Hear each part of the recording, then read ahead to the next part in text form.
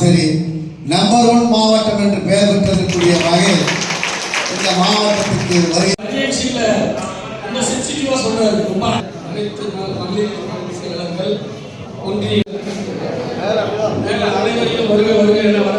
நடத்திக் கொண்டிருக்கும் நமது மாவட்ட கழக செயலர் வாழும் வள்ளல் அண்ணன்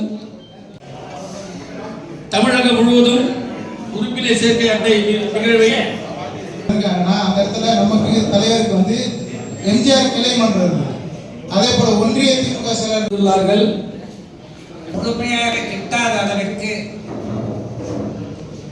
தடைக்கற்கள் பற்பல ஏற்பட்டது உங்களுக்கு தெரியும். திமுக ஆட்சியிலே ஸ்டாலின் சபரீசன் உதயநிதி ஸ்டாலின் ஆட்சியிலே பொய்மை தலைவிரித்தாடுகிறது.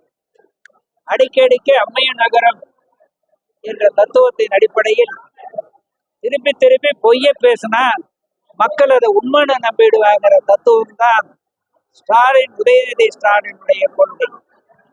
அந்த அடிப்படையிலே மதுவை படிப்படியாக ஒழிப்போம் என்று சொல்லிக்கொண்டு இந்தியாவிலேயே எந்த மாநிலத்திலும் இல்லாத அளவிற்கு மது, கள்ளச்சாராயம், போதைப் பொருளில் பல இன்னுயிர்களை மறிக்கின்ற அளவிற்கு மது, போதைப் பொருள் சாவுகள் அதிகமாக நடக்கிற மாநிலம் திமுக ஆட்சி நடக்கின்ற தமிழகம்.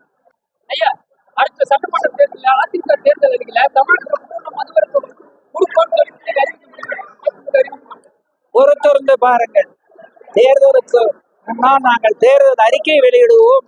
அப்போது எத்தகைய அற்புத அறிக்கையாக எடப்பாடியார் அறிக்கை இருக்கும் என்பதனை பொறுத்திருந்து பாருங்கள். பொறுத்திருந்து பாருங்கள்.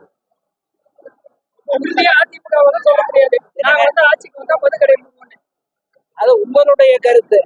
திமுக காரர்கள் தூண்டுதலில் கேட்கப்படும் கேள்வியாக கூட இருக்கலாம். எங்களுடைய கருத்து மக்கள் விரும்பக்கூடிய அற்புதமான அறிக்கையாக மதுவிலக்கு கொள்கை இருக்கும். பெண்களுக்கு பாதுகாப்பற்ற நிலைமை, பெண் போலீஸுக்கு அவர்கள் கற்புக்கு பாதுகாப்பு இல்லாத நிலைமை, நான் ஏற்கனவே சொன்னதை போல் இந்தியாவே புரியக்கூடிய அளவிற்கு நடப்பது ஸ்டாலின் சபரீசன் உதயநிதி ஆட்சியிலே. எனவே இதில் ஒன்றும் ஆச்சரியமில்லை. பெண்களுக்கும் பாதுகாப்பில்லை, போலீஸுக்கும் பாதுகாப்பில்லை, பெண் போலீஸுக்கும் பாதுகாப்பில்லை. போதைப் பொருளை இந்தியாவிலே அதிகமாக விற்பதும் திமுக காரங்க தான்.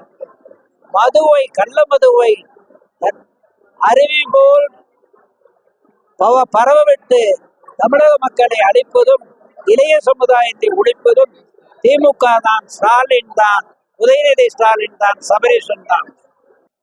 அதாவது அவர்களே, சீமானவர்களே சொல்லுகிறார் 6% உறுப்பினர்கள் மக்கள் தான் வாக்காளர்கள் அவர்களிடம் இருக்கின்றார்கள் என்று.